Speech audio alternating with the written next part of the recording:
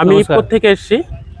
আজকে তোমার জমিতে এই ন্যানো ডিএপি দিয়ে ধানের শেকড় শোধন করার জন্য এসেছি। দাদার শুভ নামটা একটু বলবেন? আমার মোহাম্মদ হানিফ আলম, বাড়ি? মিঠাপুকুর, ব্লক? গোয়ালপুকুর, ডিস্ট্রিক্ট?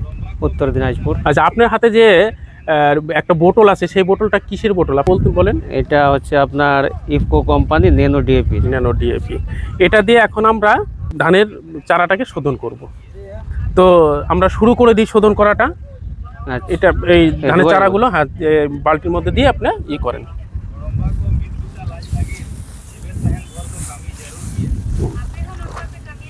আমরা এখন এই একটা শেকড়টাকে শোধন করছি।